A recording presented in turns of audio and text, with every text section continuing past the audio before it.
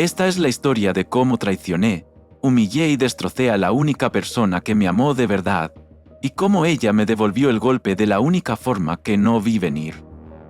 Esto no es una historia de amor, es una historia de poder, de ego, de traición familiar, de abandono, de máscaras que se caen frente a todos, en el momento menos esperado. Así que si alguna vez creíste conocer a alguien, si alguna vez pensaste que eras tú quien estaba a cargo, te invito a quedarte. Porque te prometo que esto va a cambiar la forma en que ves las relaciones para siempre. Solo te advierto una cosa. Después de escuchar esto, no vas a poder confiar en nadie, ni siquiera en ti mismo. Me llamo Esteban. Tengo 34 años. Y si te dijera que mi historia empieza con una mentira, estaría subestimándola. Porque lo mío no fue una mentira, fue una construcción. Un montaje perfectamente calculado, diseñado para que todos, absolutamente todos, creyeran que yo era un hombre de éxito, de palabra, de futuro. Y sí, durante años lo logré. Pero hoy, estoy aquí para contarte cómo ese mismo montaje terminó sepultándome. Crecí en Mérida, Yucatán, en una casa donde lo importante no era lo que sentías, sino lo que proyectabas. Mi padre, un contador con un sentido del honor tan rígido que rozaba la frialdad, me repetía una frase desde que tengo memoria. Si no puedes ser el mejor, al menos sé el que hace que los demás fracasen. Y yo crecí creyendo que esa era la fórmula del éxito, que la empatía era para los débiles, que el amor era un lujo que solo los pobres se daban. Cuando cumplí 19 años me mudé a la Ciudad de México con una sola maleta y una ambición desmedida.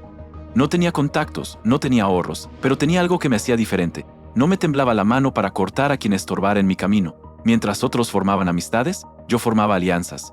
Mientras otros construían relaciones, yo firmaba pactos disfrazados de afecto. Aprendí a escuchar para saber en qué punto podía usar lo que me decían en su contra. Nunca tomé nada de forma personal, pero me aseguré de que cada caída tuviera nombre y apellido, y que no fuera el mío. Fue en ese contexto donde conocí a Valeria. Ella no era como yo, o eso creía al principio. Era luminosa, inocente. Trabajaba como diseñadora freelance para campañas turísticas. Tenía una obsesión por los pueblos mágicos y por coleccionar recuerdos en lugar de objetos. Sus fines de semana eran excursiones a Tepoztlán, fotos en cabañas rústicas, tardes de café en la colonia Roma con su cámara colgada al cuello. Tenía una visión del mundo que me provocaba una mezcla de ternura y desprecio. Pero eso fue justo lo que me atrapó. Valeria era de esas personas que te hacen sentir que aún existe algo puro, algo que vale la pena cuidar. Y yo vi en ella una oportunidad, no solo de amor, sino de inversión. Porque sí, detrás de sus blusas artesanales y sus fotos en Instagram con frases cursis, Valeria tenía algo que me interesaba, un fondo fiduciario heredado por su padre.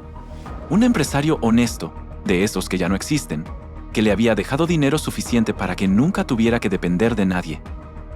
Lo irónico es que eso fue justo lo que la volvió dependiente de mí. Nos conocimos en un congreso de creatividad en Oaxaca. Ella estaba dando una plática sobre el poder de la autenticidad en la marca personal. Yo estaba en la sala contigua hablando de cómo posicionar empresas de inversión con estrategias de alto impacto en redes. Cuando terminó su ponencia, me acerqué. No porque me interesara lo que dijo, sino porque vi en su sonrisa una entrada. Le hice un comentario sarcástico sobre su presentación, como si me burlara sin ofenderla del todo. Y funcionó. Valeria cayó en mi juego desde el primer instante. Esa misma noche cenamos juntos en una terraza con vista al templo de Santo Domingo. Me habló de su amor por la fotografía, de cómo soñaba con abrir una agencia propia de diseño sustentable. Yo la escuchaba, pero ya estaba pensando cómo encajarme en ese plan. Flashback. Recuerdo una noche en San Cristóbal de las Casas. Ella había insistido en que nos escapáramos un fin de semana para conectarnos con algo más que nosotros mismos. Dormimos en una cabaña ecológica rodeada de bosque. Ella se despertó antes que yo, y al abrir los ojos la vi sentada en la terraza, descalza, con una taza de café de olla en la mano y su cámara colgando del cuello. Me miró, sonrió y me dijo: «Ojalá podamos vivir así para siempre, sin lujos, solo tú y yo». Yo le devolví la sonrisa, pero en mi cabeza ya estaba calculando cuánto costaría convertir esa zona en un proyecto turístico boutique de lujo. Semanas después estábamos saliendo. Yo fingí ser el tipo ideal, atento, visionario, sensible. Inventé un pasado trágico pero inspirador. Le dije que había perdido una beca por cuidar a mi abuela enferma. Una mentira, claro. Y que todo lo que había logrado había sido a base de sacrificios. Ella me creyó, me admiró, me abrazó. Me dijo que yo era la prueba de que los hombres buenos aún existían. La dejé creerlo. Durante los siguientes 2 años la llevé de la mano en una historia de amor perfectamente guionada. le regalé cámaras profesionales, le financié un viaje a Chiapas para fotografiar comunidades indígenas, le propuse crear su portafolio digital y hasta la ayudé a diseñar el branding de su marca personal. Todo con su dinero, claro, pero siempre disfrazado de detalles románticos. Valeria vivía en una burbuja de amor y gratitud, y yo en un tablero de ajedrez donde cada movimiento estaba planeado. Flashback. Una vez le pregunté qué haría si algún día nos quedábamos sin nada. Estábamos en Allbox, tumbados en una hamaca doble viendo atardecer. Ella se giró, me acarició la cara y dijo: «Mientras estemos juntos, podríamos vivir en una palapa con techo de palma y aún así sería feliz». Yo fingí emoción, pero por dentro pensé: yo no nací para vivir entre mosquitos. Cuando le propuse matrimonio, lo hice en un globo aerostático en Teotihuacán con drones grabando la escena y música instrumental de fondo. Subí el video a redes, lo edité como si fuera una campaña publicitaria y se volvió viral. Durante semanas nos llegaron mensajes de desconocidos diciéndonos que éramos la pareja perfecta. Valeria lloraba cada vez que veía el video. Yo lloraba por dentro de risa. Porque mientras ella pensaba en flores, yo pensaba en cláusulas. Mientras ella soñaba con una boda entre agaves y cenotes, yo tramaba cómo acceder a sus cuentas, cómo usar sus datos, cómo volverme legalmente su socio sin que lo notara. Nos casamos en una hacienda cerca de Valladolid. Fue una boda de catálogo, con velas flotantes, comida orgánica y un ritual maya al atardecer. Todos los invitados lloraron, yo también, pero no por emoción, sino por lo cerca que estaba del golpe final. Días después de la boda, la convencí de fusionar nuestras finanzas. «Así crecemos juntos», le dije. Ella sonrió y firmó. No leyó nada, no cuestionó nada. Y así, su fondo fiduciario se convirtió en el capital semilla de lo que sería mi siguiente proyecto: un fondo de inversión inmobiliaria con sede en Playa del Carmen. Valeria no tenía idea de que yo había usado su herencia para crear una empresa a mi nombre. Y menos aún, que había transferido una parte a una cuenta en Miami con un prestanombres que, curiosamente, era mi mejor amigo desde la universidad. Ella seguía feliz, seguía creyendo que éramos un equipo. Yo seguía actuando, hasta que dejé de hacerlo. Porque el problema de jugar con la vida de los demás es que tarde o temprano uno se acostumbra. Y cuando ya no hay remordimiento, solo queda la soberbia. Y esa fue la grieta que empezó a abrir mi caída. A veces me preguntan si alguna vez sentí culpa. Y la verdad es que no. No al principio. Porque cuando todo te sale bien, cuando te aplauden, cuando multiplicas dinero y conviertes palabras dulces en contratos ocultos, el mundo se vuelve un lugar predecible. Uno donde tú llevas las riendas. Y en ese mundo, la culpa es solo un obstáculo. Un lujo que yo no me podía permitir. Después de nuestra boda, mi vida dio un salto. Con el capital inicial que Valeria aportó, aunque ella nunca lo supo, abrí Reénico Capital, una firma de inversión boutique especializada en desarrollos ecolujo en la Riviera Maya. Usé la estética que tanto le gustaba: colores tierra, hojas de palma, símbolos mayas, tipografías artesanales. Incluso usé fotos que ella misma tomó en sus viajes como parte del portafolio visual de marca. Irónicamente, sin saberlo, Valeria fue el rostro visual del fondo que la despojó de todo. Para el mundo, yo era el ejemplo perfecto de sostenibilidad, innovación y emprendimiento consciente. Para ella, era el esposo ideal. La mantenía ocupada con proyectos personales que nunca despegaban, pero que le hacían sentir que tenía un espacio. A veces le pedía opinión sobre algún logo o eslogan solo para que creyera que era parte de todo. Cuando me preguntaba por los números, yo le decía que la contabilidad era demasiado técnica, pero que todo iba bien. Y lo creía, porque me amaba ciegamente.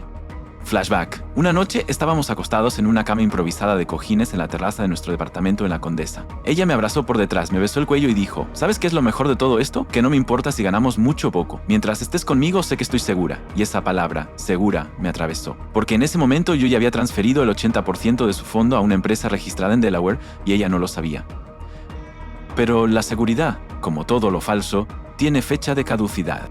Los primeros indicios del quiebre fueron sutiles. Cosas pequeñas. Correos abiertos por error. Un archivo de Excel que se quedó sin bloquear. Un comentario fuera de lugar de uno de mis socios durante una cena. Y aunque Valeria no entendía del todo el mundo financiero, tenía algo mucho más valioso: intuición. Una madrugada, mientras yo dormía profundamente después de regresar de un viaje de negocios en Cancún, desperté con la sensación de que alguien me miraba. Y ahí estaba ella, sentada en la sala, con la laptop en las piernas, iluminada por la luz fría de la pantalla.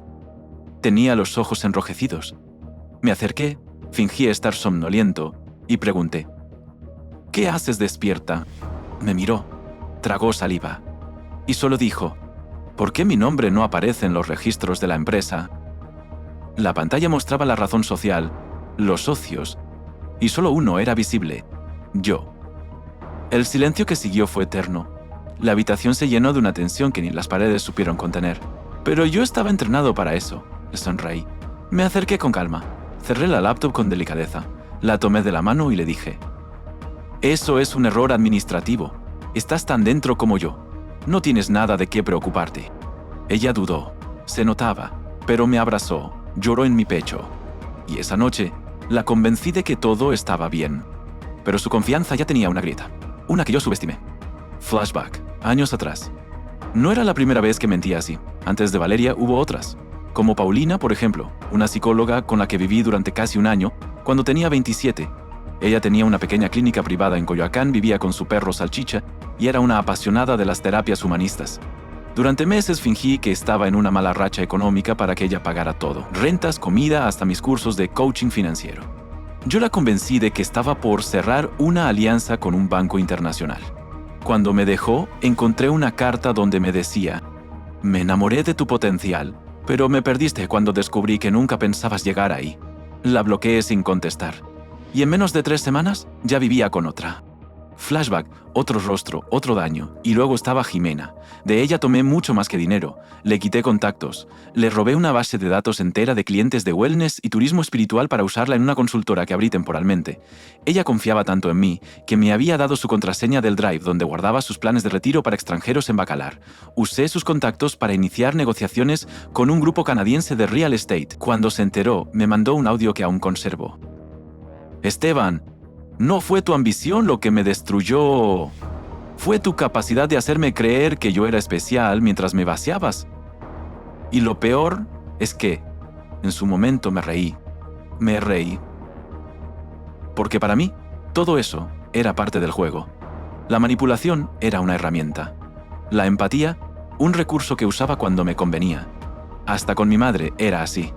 Le decía lo que necesitaba oír solo para que me transfiriera dinero. Hasta que se hartó. Volvamos a Valeria.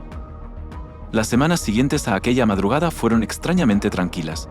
Yo creí que había ganado una vez más, que mi control era total, pero en realidad, Valeria había comenzado a hacer lo que nunca esperé de ella: investigar. Consultó a un contador independiente, reunió documentos, habló con un amigo abogado, y entonces, como en una especie de castillo de naipes que se desploma con una sola exhalación, empezó a conectar los puntos. Pero no me dijo nada. Siguió fingiendo. Siguió cocinando. Siguió haciéndome el amor como si nada. Incluso me propuso una escapada a San Miguel de Allende, donde pasamos un fin de semana rodeados de viñedos y galerías de arte. Yo creí que había recuperado su confianza. Lo que no sabía era que ella ya estaba preparando su evidencia final. Flashback. Recuerdo perfectamente esa noche en San Miguel. Brindamos con vino tinto en una terraza privada. Ella me miraba con una ternura que parecía intacta. «Gracias por hacerme sentir segura», me dijo una vez más. Y yo creí que era sincera. Lo que no supe hasta mucho después fue que justo esa noche, mientras yo dormía, Valeria clonó mi teléfono. Un pequeño gesto, con una aplicación sencilla, bastó para que todo mi mundo comenzara a desmoronarse. Y aún así, yo seguía tranquilo. Porque el poder hace eso, te vuelve arrogante. Tanto que ni siquiera me molesté en borrar mensajes comprometedores. Conversaciones con mi prestanombres, audios con propuestas de evasión fiscal, capturas de pantalla con transacciones en paraísos fiscales. Todo eso estaba en mi celular, y ahora también en el de ella. La verdadera caída comenzó el día que regresamos de ese viaje. Valeria me abrazó en la puerta de casa, me besó y dijo: «Estoy cansada. Creo que necesito un par de días sola para aclarar mi cabeza». Le dije que estaba bien, que todos necesitamos aire. Ella sonrió. «No me tardo. Solo voy a visitar a mi mamá». Esa fue la última vez que la vi. Cuando regresé del trabajo, su ropa ya no estaba. Su computadora, tampoco. Su estudio estaba vacío, y sobre la mesa del comedor, un sobre con mi nombre, escrito con su caligrafía perfecta. Lo abrí con manos frías. Dentro había una sola hoja. No estoy huyendo. Estoy empezando de nuevo. No intentes buscarme. Ya no soy tu socia. Tampoco tu víctima. Y junto al papel, una memoria USB. No la abrí de inmediato. Lo confieso. No por miedo a lo que contenía, sino por soberbia. Porque en mi cabeza aún creía que podía revertirlo, que podía manejarlo, que era solo una rabieta. Pero cuando finalmente lo hice, vi el principio de mi fin. La historia no cambió el día que abrí una memoria USB. Cambió el día que abrí la boca delante de quien no debía. Fue mi propio ego el que me traicionó. Fue mi necesidad de lucirme, de presumir mi poder, lo que me arrojó a la jaula que Valeria había preparado con paciencia quirúrgica. Todo ocurrió en un desayuno ejecutivo con una pareja de inversionistas extranjeros. El tipo era canadiense, su esposa colombiana. Buscaban una oportunidad para desarrollar villas de lujo en Tulum con un enfoque de turismo consciente. El trato ya estaba casi cerrado. Yo solo tenía que terminar de impresionarlos. La reunión fue en un penthouse en Polanco, vista panorámica, jugo prensado en frío, un chef preparando huevos orgánicos en vivo. Lo que yo no sabía era que ellos, por protocolo, grababan todas sus reuniones. No por desconfianza, decían, sino porque no hablaban perfectamente español y les servía para revisar después los detalles. Todo iba bien hasta que me relajé de más. Uno de mis socios, un imbécil con complejo de macho alfa, bromeó con una frase que me cambió la vida. ¿Y cómo sigue tu esposa, Trofeo? ¿Ya supo que se casó con un tiburón? Yo me reí. Fue un error, una risa arrogante, una que no pude contener. Y como si el demonio me hablara al oído, como si necesitara jactarme frente a extraños, abrí la boca. La pobre todavía cree que fue por amor. No se ha enterado que financió todo esto con su bendita herencia. Pero bueno, ¿qué es el matrimonio sin una forma legal de extraer capital emocional? Silencio. Ni una mosca. El canadiense me miró fijamente. Su esposa frunció el ceño. El chef dejó de batir los huevos. Todo el aire salió de la habitación. Intenté reír, disfrazarlo de sarcasmo, pero ya era tarde. En ese instante, ellos ya tenían lo que necesitaban, una grabación real, en voz alta y clara, de un hombre admitiendo que se casó por interés y usó el dinero de su esposa como trampolín financiero. Al día siguiente, el video estaba en internet, pero no en cualquier lugar. Estaba en una cuenta verificada de Instagram llamada buta.ellanoestonta, con más de 2 millones de seguidores. La publicación decía: así habla un tiburón financiero cuando cree que nadie lo está escuchando. No es una serie de Netflix, es la vida real. Y él está casado. Mi cara, mi voz, mi marca, todo quedó expuesto. Y lo que pasó después fue una reacción en cadena. Influencers del mundo wellness empezaron a compartir el video. Coaches de vida, terapeutas, líderes de opinión, mujeres con historias similares, todas comentaban lo mismo, que no era un caso aislado, que era un patrón, que muchos Esteban andaban sueltos por el mundo, pero que al menos a uno ya lo habían desenmascarado. Y justo cuando creí que no podía empeorar, llegó Valeria. 2 días después, publicó desde una cuenta recién creada. No tenía seguidores aún, pero bastó una sola historia para cambiarlo todo. Un video con fondo blanco. Ella sentada en una silla con un suéter de lana gris, sin una gota de maquillaje, el pelo suelto, y esa mirada que ya no temía, sino que sabía. Sí, ese es mi esposo, dijo mirando a cámara. Y sí, todo lo que dijo es verdad, aunque se quedó corto. El video duró apenas 1 minuto. Pero bastó. Lo que siguió fue una avalancha. Creó una serie de videos que tituló Crónica de una traición estratégica. Cada uno contaba una etapa del infierno emocional y financiero que vivió a mi lado. Y cada uno venía acompañado de documentos, audios, capturas y testimonios de otras mujeres que también habían sido utilizadas por mí. Sí, otras mujeres. Porque Valeria, antes de irse, no solo se llevó los papeles, se llevó mi pasado y lo convirtió en una red. Había contactado a Paulina, a Jimena, incluso a una exnovia que ni siquiera yo recordaba bien. Todas tenían algo que decir, todas aportaron algo. Y Valeria, con una inteligencia quirúrgica, editó todo para que fuera incontestable, para que cada palabra mía en el video filtrado tuviera eco en otros relatos. Y ahí ya no se trataba de mí, se trataba de todas. Yo no era el esposo manipulador. Yo era el símbolo de una estructura de abuso emocional y financiero disfrazada de romance. Y el público lo entendió. Los comentarios explotaron. Miles, decenas de miles. Gente compartiendo sus propias experiencias. Mujeres contando cómo sus parejas les ayudaban con sus negocios solo para tomar control. Cómo les pedían firmar cosas por amor. Cómo les vaciaban no solo las cuentas, sino el alma. Y en medio de todo eso, estaba yo. Desnudo, exhibido, sin defensa.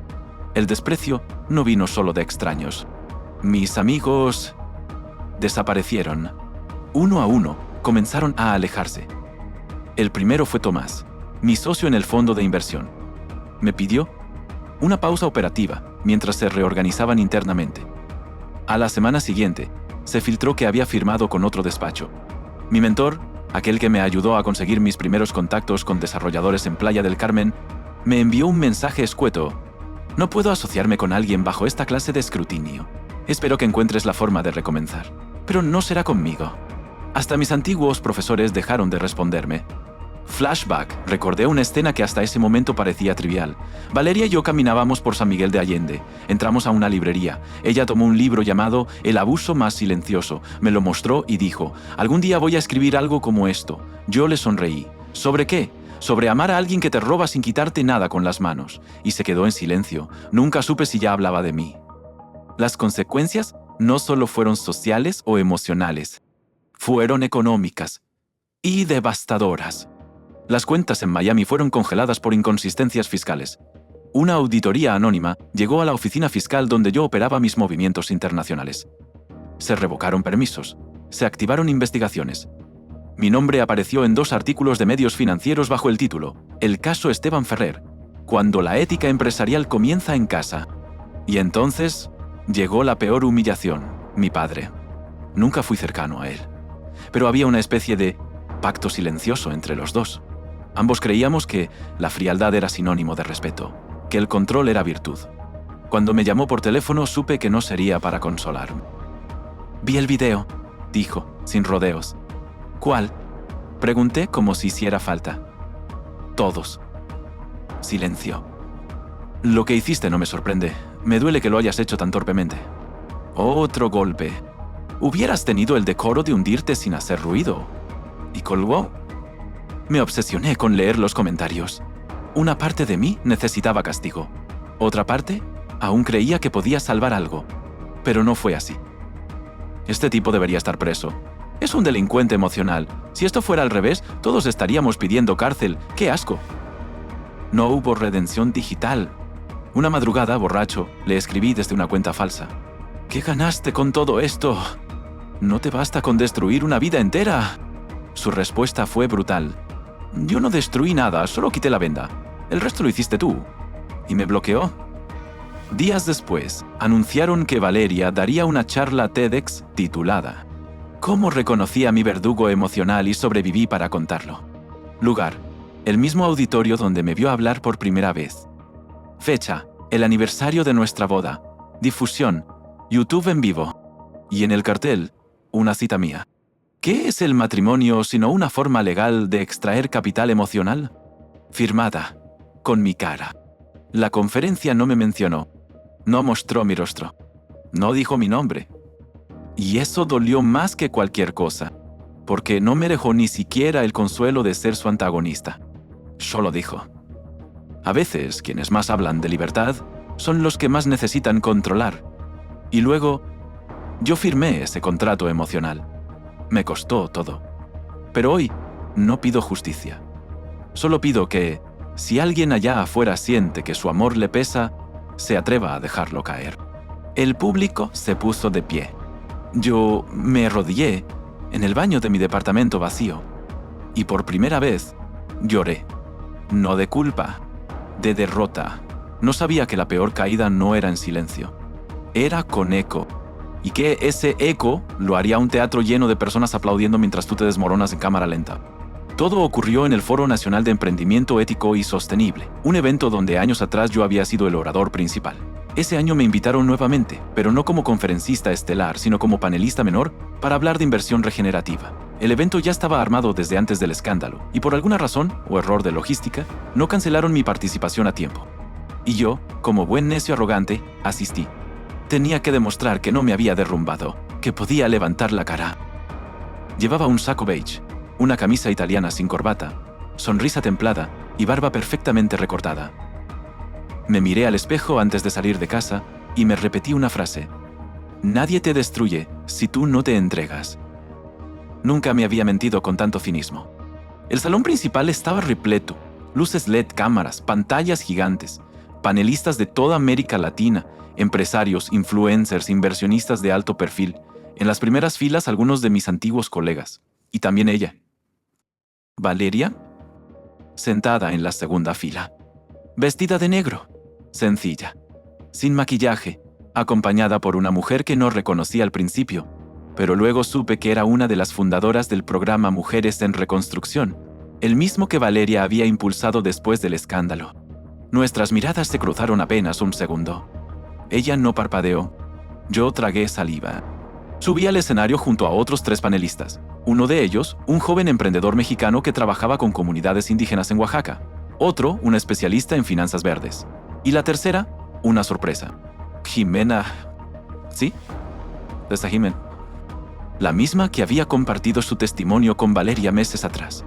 La que yo había traicionado años antes. La que desapareció sin buscar venganza. Y que ahora estaba ahí, con el mismo apellido, pero con una nueva presencia. Firme, elegante, poderosa. Su nombre apareció en la pantalla. Jimena Roldán, fundadora de Vínculo, Red de Protección Emocional para Mujeres Inversionistas.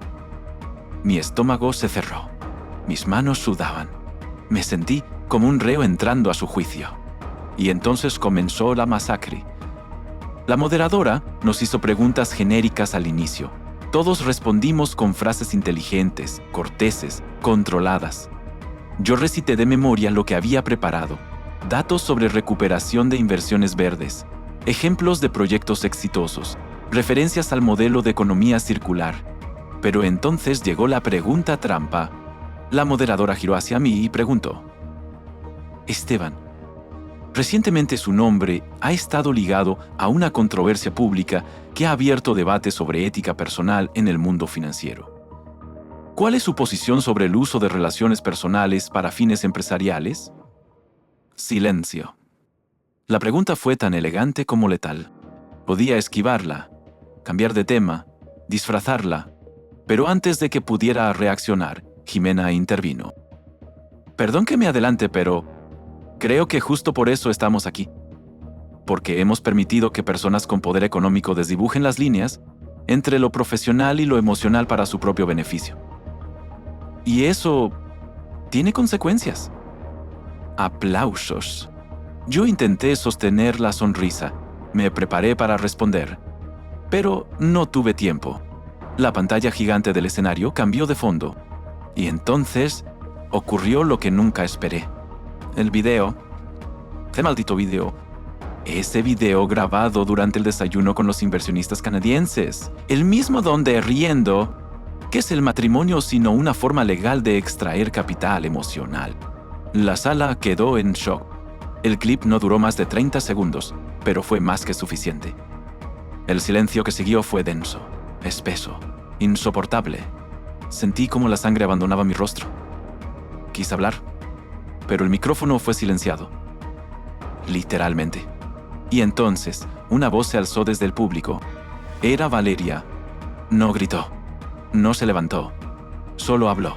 Su tono fue limpio, claro, directo. Gracias por confirmarlo. Ya no tengo nada más que explicar.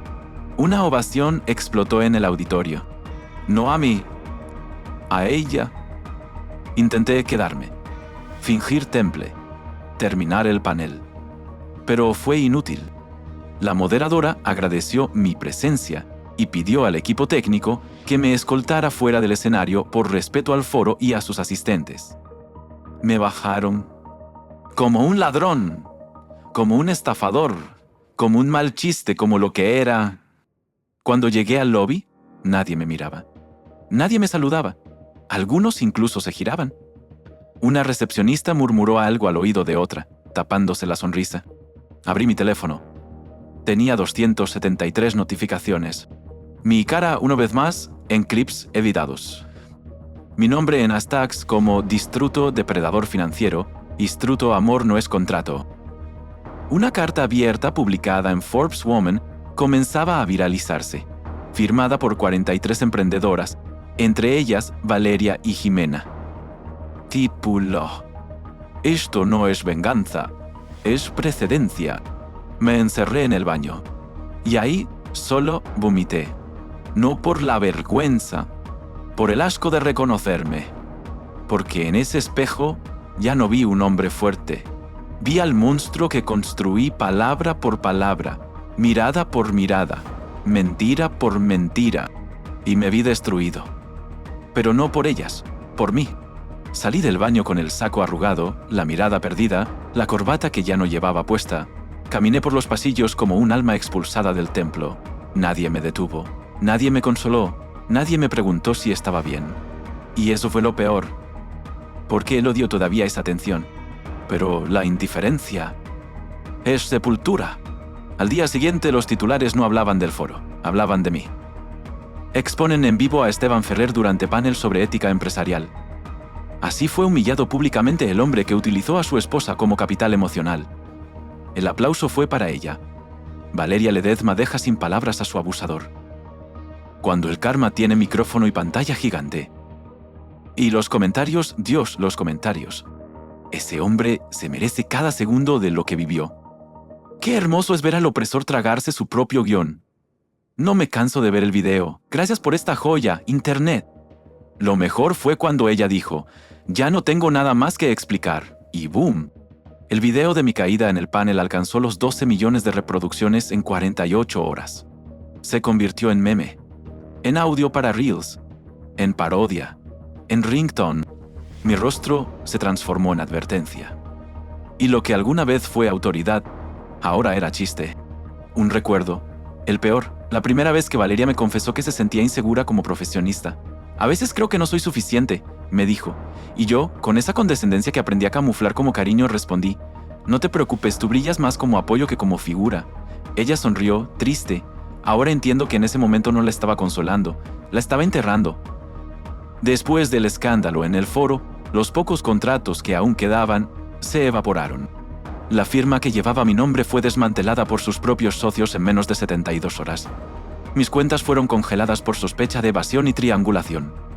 Un despacho de abogadas feministas anunció una demanda colectiva en mi contra en nombre de 3 de mis exparejas.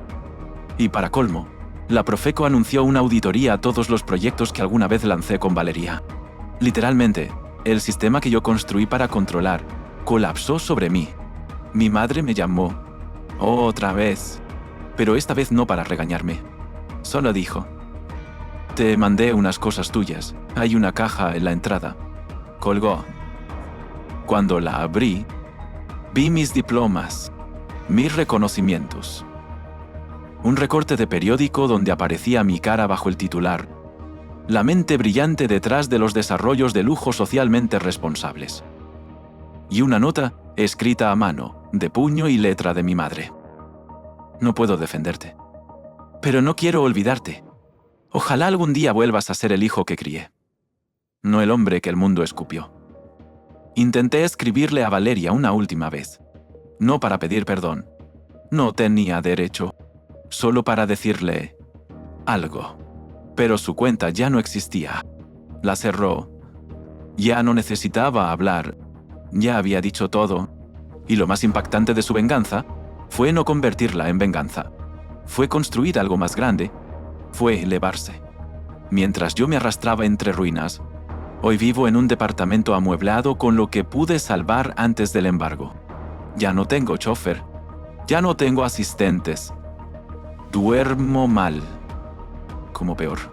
Y cada vez que veo a un joven emprendedor que habla sobre ética emocional, sé que de alguna forma ese discurso lleva mis cenizas. Soy el cadáver que otros exponen como ejemplo. Y no me quejo, porque lo merezco. Cada maldito segundo, cada cámara, cada carcajada, cada aplauso que no fue para mí. Y si me preguntan qué fue lo peor, no fue la pérdida de dinero, ni la reputación, ni la caída. Fue ver que todo lo que construí fue a partir del amor de una mujer que solo quería verme volar a su lado. Y yo le rompí las alas para trepar por su espalda. Ahora sé que es la justicia real, no la de los jueces. La justicia emocional, la que no te encierra en una celda, sino en ti mismo. Y esa condena no tiene fin. Sección 6. Cierre impactante. Inicio. Han pasado 14 meses desde aquel día.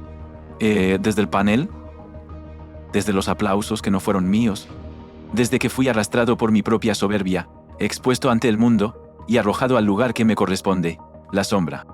Hoy ya no soy Esteban Ferrer, el estratega, el tiburón, el rostro de las inversiones conscientes. Soy un hombre solo, cuya voz ya no llena salas, cuyas palabras ya no inspiran.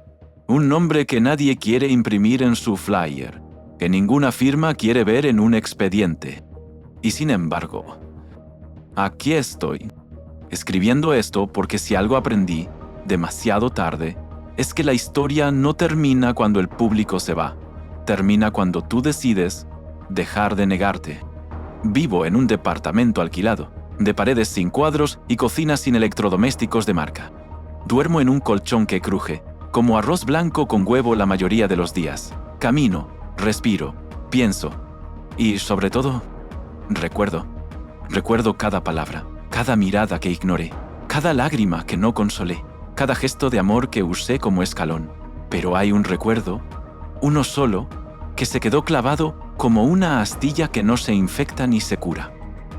Era el cumpleaños de mi abuelo, un hombre delgado, con manos duras, voz pausada y unos silencios que avalaban más que cualquiera de mis discursos. Me senté a su lado. Recién había cumplido yo 30. Ya era un visionario.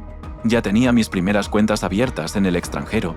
Ya Valeria me acompañaba en los eventos con vestido negro y sonrisa dócil. Mi abuelo me miró. ¿Estás feliz, Esteban? Le dije que sí. Que tenía todo. Dinero, amor, proyección. Eso no te pregunté. Fruncí el ceño. Te pregunté si sos feliz, no si pareces exitoso. Me encogí de hombros. Cambié de tema. Me burlé un poco de su filosofía de rancho. Él solo asintió. Y dijo algo que ahora me perfora como daga. El que solo sabe sumar, termina restando lo que importa. Él murió 2 meses después. No fui al entierro. Estaba en Tulum, firmando un acuerdo con inversionistas franceses. Le mandé flores. Dije que estaba atrapado en un vuelo. ¿Mentí? Y esa mentira me pesará más que todas las otras juntas. Hoy visito su tumba todos los domingos. Me siento en la banquita, limpio la lápida y le hablo. Le cuento que perdí todo, que Valeria ya no está, que nadie pronuncia mi nombre sin escupirlo, que por primera vez en mi vida no tengo a quién engañar. Y que tal vez por eso mismo estoy empezando a conocerme. He dejado de hablar en conferencias, pero escribo cartas que no envío. Cartas para Valeria, para Jimena, para Paulina. Cartas donde no pido perdón, porque el perdón no se pide cuando el daño fue planeado. Solo agradezco, porque me derrumbaron sin levantar un dedo, porque me vencieron sin gritar, porque sobrevivieron y me sobrevivieron. Una organización de prevención de abuso emocional me contactó hace un mes. Quieren que dé una charla anónima como testimonio, no para inspirar, sino para advertir. Me pidieron hablar con frialdad sin justificarme. Acepté. Y preparé una sola frase para abrir. Yo sé el amor como moneda, y cuando el mercado se desplomó, solo quedé yo y mi ruina. No sé si algún día alguien volverá a confiar en mí. No sé si tengo derecho a una segunda vida. Pero lo que sí sé es esto. Cuando traicionas el amor de quien creyó en ti, no solo pierdes a esa persona, pierdes la versión de ti que podía ser salvada. Y eso, amigos míos, No se recupera con disculpas ni con fama, ni con criptos, ni con meditación, ni con terapia de liderazgo consciente. Se pierdes para siempre. Y si hay alguien leyendo esto que aún piensa que puede jugar con los hilos del cariño ajeno como si fueran cuentas bancarias, que se mire al espejo y pregunte, ¿y si mañana me desnudaran frente al mundo, quién quedaría? Yo ya sé la respuesta. Y créeme, no quieres verla. Hoy no espero comprensión. No espero redención. Ni siquiera compasión. Solo aspiro a que mi historia sirva de algo, a que el eco de mis errores le hable a alguien que esté a punto de hacer lo que yo hice, que detenga una firma, una mentira, un desprecio, un gesto pequeño de manipulación que parece inofensivo hasta que se convierte en trauma para alguien más. Porque si algo aprendí es que el daño emocional no deja cicatriz, deja distorsión. El que fue amado y traicionado ya no vuelve a amar igual. Y yo destruí formas de amar que nunca me pertenecieron. He borrado mis redes sociales. He cambiado de ciudad. Trabajo como asesor contable para una pequeña cooperativa de mujeres rurales en Puebla. Me pagan poco. Escucho mucho. No opino. No mando. Solo aprendo. Ellas no saben quién fui. Y yo no me atrevo a decirlo. Una de ellas me preguntó una vez, ¿y tú qué hacías antes? Le respondí, sin pensarlo, me dedicaba a mentir, profesionalmente. Se rió. Pensó que era una broma. Yo no. Guardo en mi escritorio una foto pequeña, gastada, del único hombre que nunca me pidió nada, a cambio de su amor. Mi abuelo. Él me enseñó que la fuerza no está en ser temido, sino en ser digno. Y yo, por años, confundí el respeto con el miedo. Hoy, cuando limpio su lápida, le repito en voz baja. Ahora entiendo, viejo. Ahora entiendo.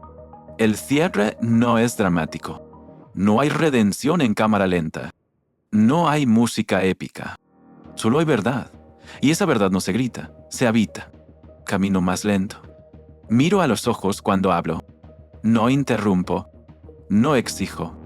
Y cada vez que veo una pareja tomarse de la mano en la calle, no envidio el amor, envidio la inocencia, la posibilidad de empezar limpio. Porque yo ya no tengo esa posibilidad. Fui amado y destruí ese amor por sentirme más alto en una montaña que no era mía. Tal vez por eso escribo esto. No para ti, no para ellas, no para limpiar mi nombre, sino para que alguien en algún rincón de internet lo lea y diga, no quiero convertirme en él. Si logré eso, entonces valió la pena la caída.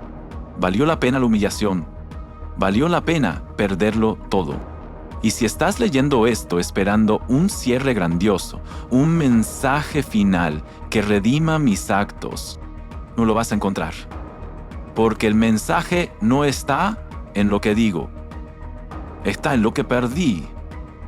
Y en lo que tú, si no abres los ojos, también vas a perder. Para mi abuelo, para su voz de tierra, su mirada de sabiduría, sus silencios llenos de respuestas. Gracias por ser el único hombre que no necesitó dominar para ser respetado. Y perdón por no haber entendido a tiempo que tu manera de amar era la más digna de todas. Yo era el monstruo del cuento y ni siquiera tuve la decencia de asustar con honestidad.